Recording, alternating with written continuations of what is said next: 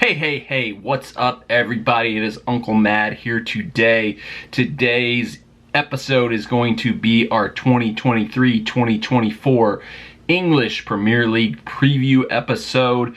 Couple quick disclosures I want to get out before we get into the meat of the episode. Number one, I'm also recording this episode as an audio podcast, so if you prefer to listen while you're on your commute, while you're working out, or you're mowing the lawn, whatever, something where you can just throw your AirPods in and listen, this will be available on all major podcast platforms. Search for the Uncle Mad podcast, and you will be able to find it wherever you listen to podcasts.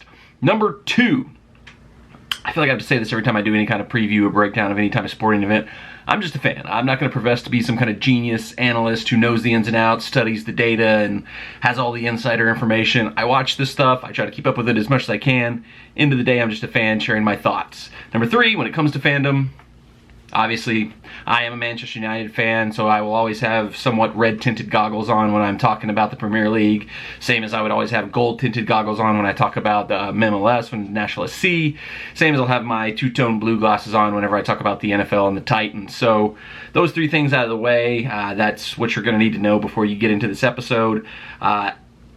This is the perfect time to do a Premier League preview episode because at the time recording, it is Sunday, August 13th at 1:40 p.m. So we have seen all but one match in match day one of Premier League's new season. And that one match, of course, is Manchester United versus Wolves. That'll be tomorrow, Monday. If you're watching this live right when it comes out, it'll be later this afternoon. I believe it's a 2 o'clock Central Time kickoff here in the Nashville, Tennessee area. I probably won't be watching it till like 8 or 9 o'clock at night due to work commitments, but that's neither here nor there. It's easy to predict the Premier League when you've already seen what it looks like so far. And so far, I think it's pretty chalky out of the gates. Nothing really changed from what I would have said if I did a preview episode before the first games were played. Go through the scores real quickly. Arsenal defeated Nottingham Forest 2-1. Bournemouth 1-1 draw with... You jerk. 1-1 draw with West Ham. Brighton Hove Albion, three different teams all in one, defeated lowly Luton Town 4-1. Everton loses to Fulham 1-0. Crystal Palace defeats Sheffield United 1-0. Newcastle destroys Aston Villa 5-1. That one was a bit of a surprise, I gotta say. I thought Villa would be a stronger team than that, but Newcastle, you know, they have done a lot to make themselves in the conversation of the big boys in the league. Then today we saw Brentford and Tottenham play to a 2-2 draw, and Chelsea and Liverpool also played to a 1-1 draw. I forgot to mention Friday, the opening match of the season. City pretty much demolished Burnley 3-0. So that's where we're at. You know, everything's pretty much chalk. There's no real big surprises. Like I said, if there is two, I think there may be two kind of surprising results in there. One, I was surprised how badly Newcastle defeated Aston Villa, like I just mentioned. And the other one, I just went and watched with some friends the Chelsea-Liverpool game. I thought Chelsea was going to need some time to kind of work the pieces they've signed in together, because they signed a lot of young players, a lot of players with potential who maybe weren't going to be able to hit the ground running, in my opinion. But they were the better team today against Liverpool for the most part. Liverpool probably should have had a penalty shot on the late handball that would have made it 2-1, but possession, attempts, you know, just looking like a more fluid team. Chelsea was the better team in this match, and that kind of surprised me because I thought Liverpool was going to bounce back a lot quicker than what they did from their, you know, kind of poor season last year. But I was surprised by what I saw from Chelsea. They might be better than I had anticipated them being this season. Be interesting to watch how that all plays out, because Liverpool and Chelsea both teams used to be amongst the top teams in England. Both had disappointed seasons last year. How do they rebound? How do they bounce back? Chelsea looks like they might have been a step ahead of that more than I would have expected. Liverpool maybe not as far ahead in their rebuild as I would have thought, but one game in, a lot to be played for, a lot to be seen. Let's just go through it. I'm going to give you my 20-1 predictions on the finishes for the Premier League season, starting at the bottom. 20, bottom of the table. I don't know how you pick any team but this, and I feel bad picking it just because they're such a great story. They've been such a entertaining seeing them come up last year at the end of the championship season, but I don't know how there's any way Luton Town can stay in the Premier League this season. I don't know how there's any way they can finish above any of the teams ahead of them. They're just, you know, small team, overachieved beyond anything they could have ever imagined.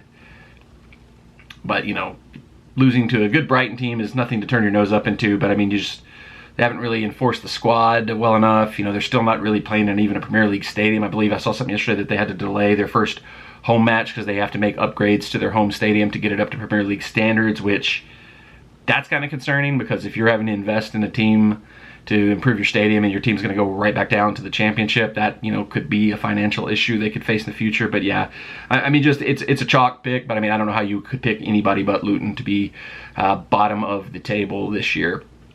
After that, it gets kind of interesting because the Premier League's always had a good balance of like the bad teams aren't that far off of each other. They're not that far off the top teams. You know, Luton might go out and it'd be insane, but it would not be the most shocking result in the history of world football if Luton maybe pulled like a 0-0 draw at City at some point in time, because, you know, the top teams always play the bottom teams always play the top teams pretty hard in the Premier League. It's one of the things where, you know, I think one of the reasons a lot of people cite the Premier League as being the best league in the world is that there's more balance between the bottom and the top. But Luton just looks way off it though. But this is where it gets crazy. I could see anybody that I have between 9 and maybe even like 11 or 12 could all be potentially end up in the bottom and be relegated. But the order I've picked, I'm starting at 19.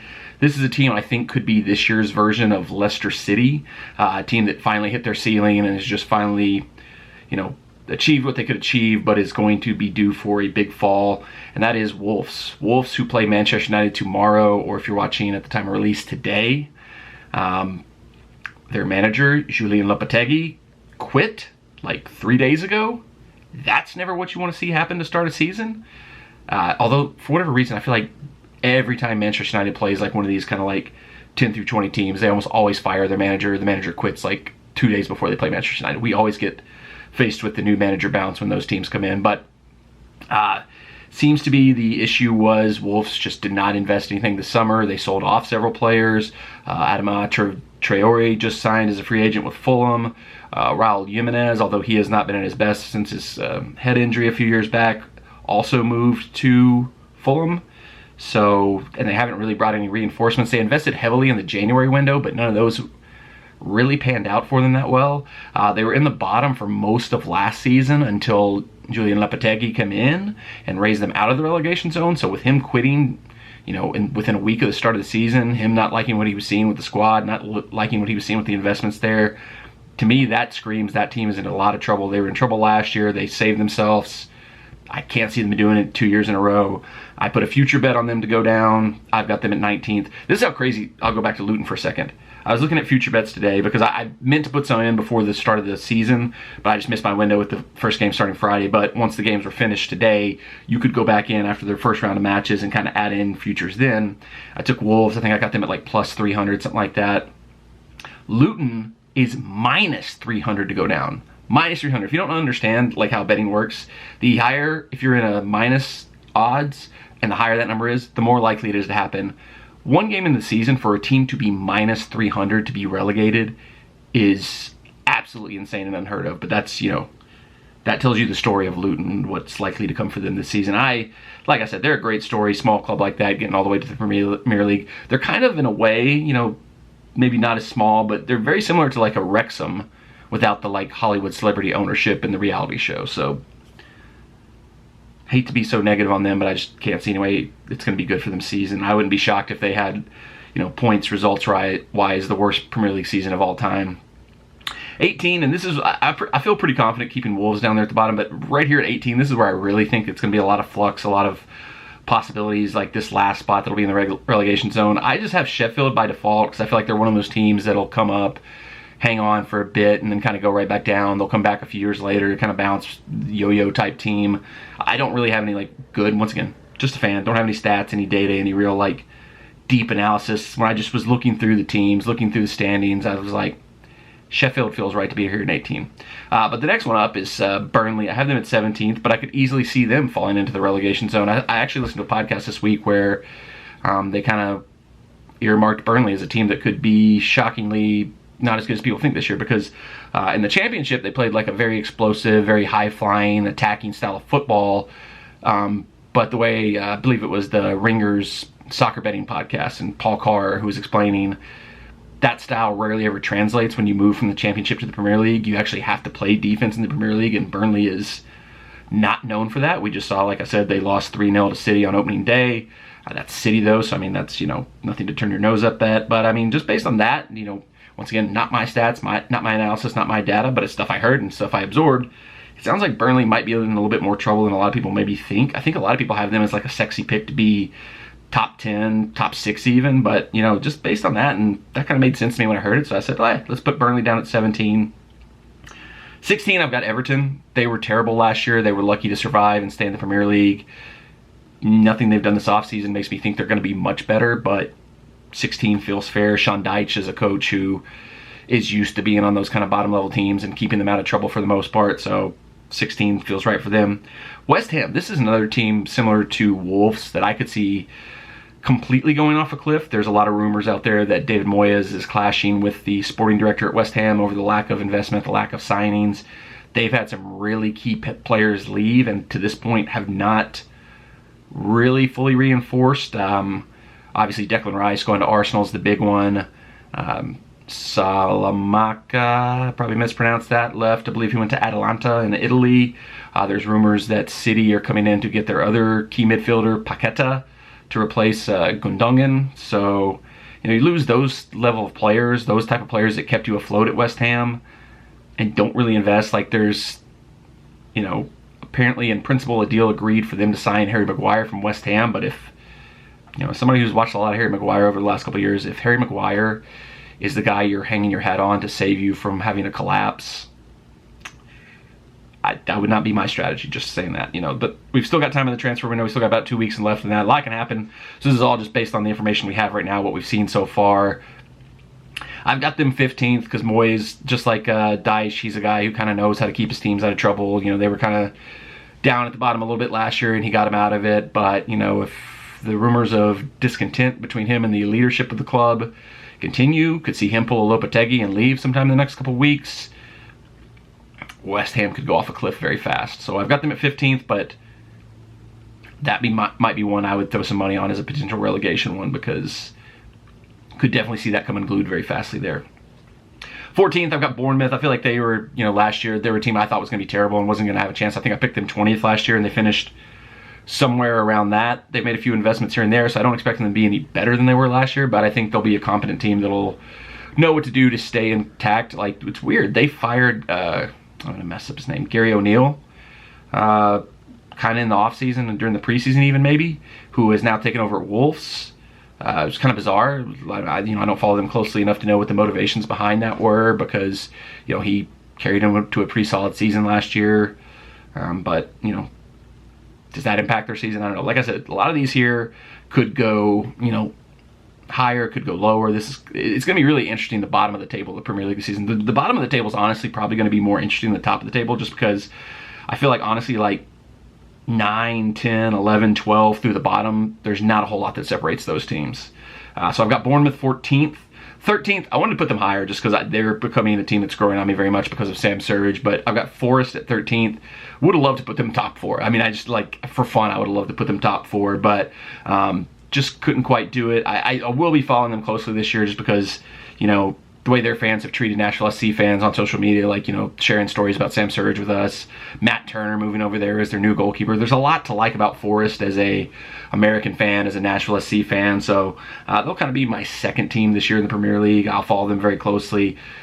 Like I said, I could see them finishing higher than 13th, but as I was going through and just kind of picking my rankings off the cuff, 13th felt like a pretty solid spot to put them in there. 12th, I've got Crystal Palace, another team I could see completely collapsing. I feel like I'm going to say the same thing about almost all these teams because, they've lost Wilfried Zaha. Oluis, one of their other good attackers, is being linked with moves to either Chelsea or City. I think their starting goalkeeper is like basically on protest to not play for the team. So there's a lot going wrong there, but they've also got Roy Hodgson, who's another one of those guys, these old, longtime managers who just know how to grind out a season in the Premier League. So I've got them 12th because they usually finish somewhere between like 9th and 13th, so just 12 felt right. But the wheels could come off that very fast the way things are going for them right now, so we'll see what happens with them. 11th, I've got Fulham. Fulham's another team I've heard people say that, could have a collapse this season, that they kind of overachieved last season. Obviously, Mitrovic potentially leaving is a detriment, but they just signed Adama Traore, who's a competent player. He's a skilled player. He's not, a world beater or anything like that. I don't think he's hit the potential that people thought he was going to have, but I think they'll still be solid. I think they'll still be, in the mix around the mid-table, so 11 felt like a good place to play them. This might be my first kind of shocking pick, and this is largely based on timing. I might not have picked this team here 2 weeks ago. I might not pick this team again here 2 weeks from now when we see how things play out, but it feels hard to have high expectations for Tottenham right now. Selling your best player, obviously the match against Brentford today, it was always going to be a tough match when you just sold your best player 24 hours earlier. So it was honestly probably a good performance for them to go out and get a 2-2 draw. I thought there was a good chance that they were going to lose that match. But it's going to be tough. They've brought in a lot of young players, a lot of, it's very similar to Chelsea. There's a lot of potential. They didn't initially go out and get any marquee, huge names or names that you would instantly look at and go like, oh yeah, that player's going to step right in and be solid for them. So there's a lot of question marks there. Like I said, 2 weeks left in the transfer window. They just got a huge fee for Harry Kane. If they can turn some of that around and make some more investments to strengthen their squad, that can obviously elevate where they finish. But the thing that really, after watching the match today, had me drop them more was, I know a lot of people like this guy, Postiglia, I can't really pronounce the name, the manager that came over from Celtic to take over Spurs. They like him, they like his style of play, but there's just a few warning signs in that match to me that said he might be out of his depth making the jump to the Premier League. They had to take off Christian Romero, their center back, early. They could have done it as a concussion substitution where you can get it back, where it's a bonus sub if it is a concussion, but they used the wrong sheet when they turned the substitution sheet into the fourth official, so they had to lose one of their 5 subs rather than getting a bonus sub for a concussion sub. That's a little bit not great if you're, that's things, managers, coaching staff should be on top of. That's a little bit of iffy to me. I think they had 2 of their coaches, along with him, getting yellow cards for dissent for arguing about what was a pretty straightforward penalty call on Son. So you're already kind of losing your cool on the sidelines. You're already not really following formats and procedures correctly. There's little things like that. It almost reminded me a little bit of jumping to American football, early days of Nathaniel Hackett at the Broncos last season, where they were mismanaging things like the play clock, like getting plays in, like calling timeouts, like those little things that, like, you can know the game, you can have good tactics, you can have good strategies, but if you don't know those little fundamental things like how to properly make a substitution, when not to get yourself a stupid yellow card you don't need to get, those are more red flags to me than, like, poor performance on the field for a coach. So I could see Spurs being in a lot of trouble this season. I could see that guy's reign as their manager not lasting long, but a lot of that depends on what happens now that they've sold Harry Kane. Do they reinvest that big transfer fee they just acquired for him, or do they, put it in the pocket and say, we'll figure this out later? 9, I've got Brentford, another team. A lot of these teams in that same kind of range here feel like they'll be somewhere around the middle of the table, so just went 9 for them because they feel like the most overachieving of any of the overachievers there. 8, I've got Villa. I would have had them higher before Newcastle. I thought they had a chance to be like a team that would be knocking on the top 6, top 5, but just getting demolished by Newcastle, who I thought Newcastle would take a step back this year, but then they demolished them, so I got Villa at 8. Brighton at 7. I feel like Brighton is the most 7th place team of all time. They sell players, they bring in new players, they just reset, they constantly reset, and they constantly be one of those teams that's just outside of the top, just like knocking off top teams here and there. Chelsea just buys all their players and rebuilds them as Brighton 2.0 at their team, but 7 for Brighton. 6, I've got Newcastle, because I do think there is a step back for Newcastle, although, like I said, I was surprised how dominant they were over Villa. But I think some of the stuff, and this is one, once again, this is probably affected by recency bias, because I just watched Chelsea look a lot better than I thought Chelsea was going to be. So I've got Chelsea at 5. If I did this ranking before watching the Chelsea match, I probably would have had Newcastle ahead of Chelsea for sure. I still have Liverpool at 4. I probably should have dropped Liverpool a little bit just because they did not look great today. Didn't Mo Salah stomping off the field being angry when he was substituted is not a good sign for me if I was a Liverpool fan, which I am certainly not. But if I was going to reset this, I might drop Liverpool down to 6 and bump Chelsea and Newcastle up. But I already did it. It is what it's set in stone. Liverpool I've got 4th. Now this is one where this is probably my bias. I have United jumping to Arsenal, so I've got Arsenal 3, United 2. Both have been very active in the transfer window. Both are trying to reinforce their squads. I think, personally for me, I don't know how much the signings Arsenal made really improved their team. Like Kai Havertz, I don't know that really does anything. Declan Rice is a huge signing. That could be the one that really can transform Arsenal. Gabriel Jesus, though, is out injured again, so their top striker, once again, they're going to be missing him for a while. I don't know. There's a little bit of like a lot of people like Mikel Arteta as a manager. I can't even put my finger on why, but I almost feel like he's going to turn back into a pumpkin. There's probably people who will say the same thing about Erik ten Hag, though, so, I can only throw stones so far, but this might be the red goggles being on, but I do have United jumping to Arsenal, because I do think the signings United have made so far fit what they needed more. Mason Mount, wouldn't have been my first choice of a signing, but he does improve our midfield. He does give us more legs in center midfield where Eriksen pretty much has lost his. Another creative outlet where Bruno's not the only guy in there who's going to be making passes, making creation. He's really good against the press, which is what we're trying to convert our team into. Which one of the other big summer signings, bringing in Andre Onana, ending the David De Gea era, bringing in a keeper who's comfortable with his feet, who can help break the press.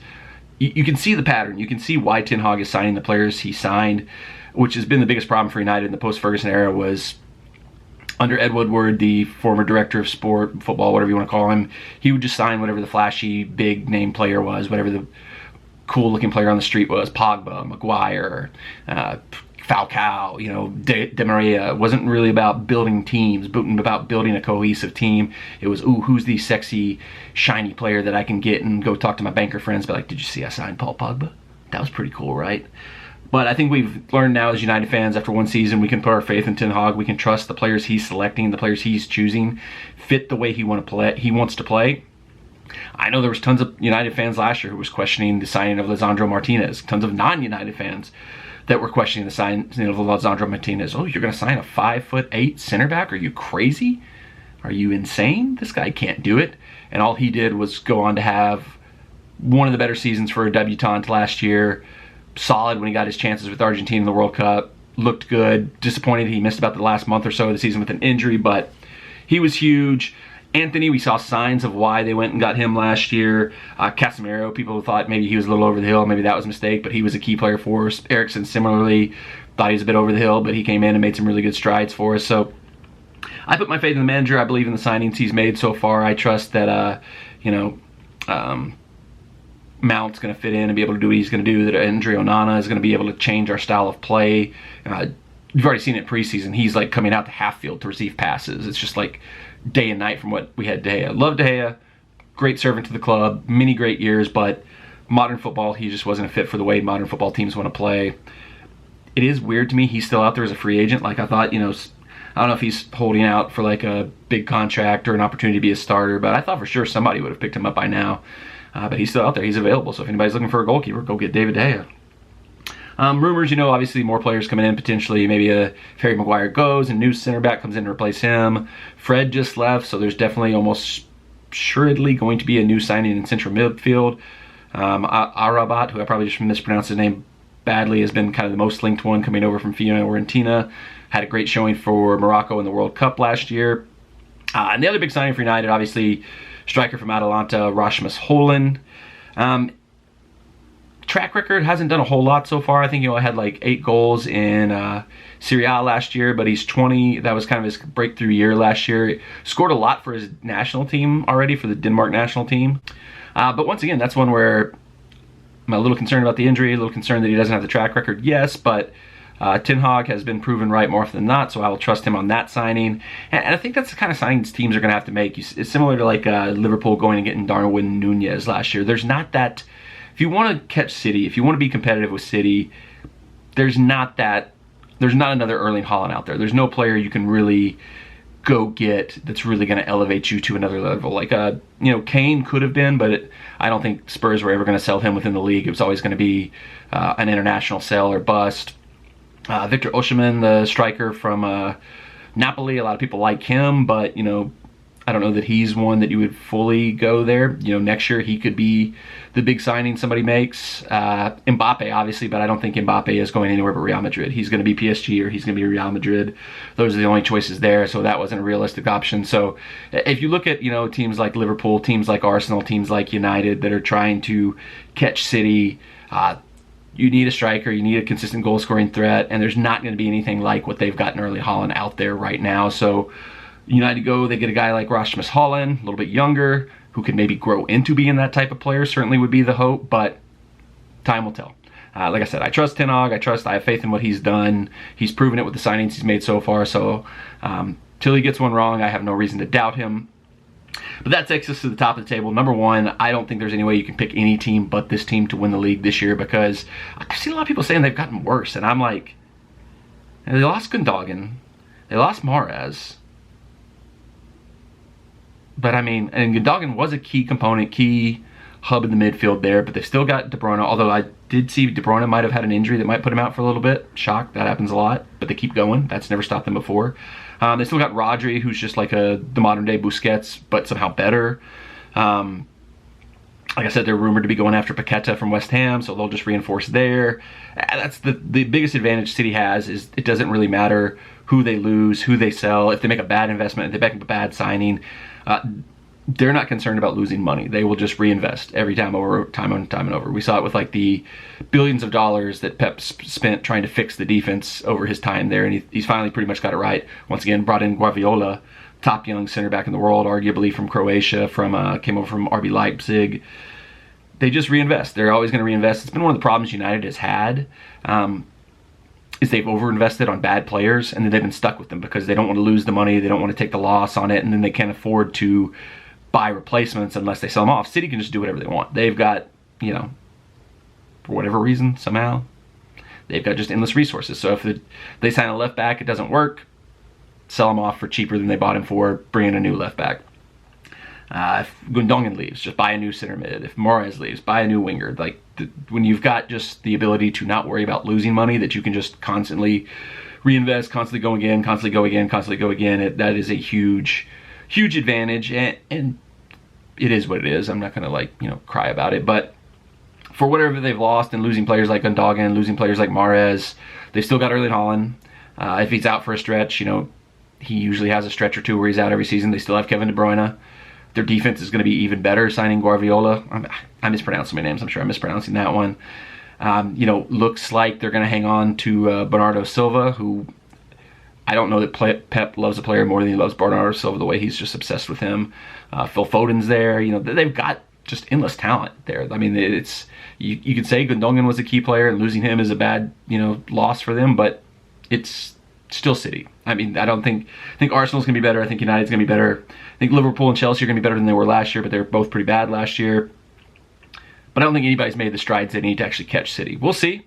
Time will tell, but if Haaland's going to bang in another 30-plus goals, it's going to be tough for anybody else to catch up to City. So let's run it back from the bottom to the top. 20th, I've got Luton Town, 19 Wolves, 18 Sheffield, 17 Burnley, 16 Everton, 15 West Ham, 14 Bournemouth, 13 Forest, 12 Palace, 11 Fulham, 10 Spurs, 9 Brentford, 8 Villa, 7 Brighton, 6 Newcastle, 5 Chelsea, 4 Liverpool, 3 Arsenal, 2 Manchester United, and winning the Premier League for the 2023-2024 season, I have Manchester City, sadly.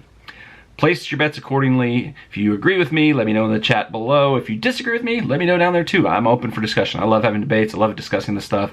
It's one of the most fun things about doing these type of videos, these type of episodes, where I can just, share my thoughts and then open up the floor for debate.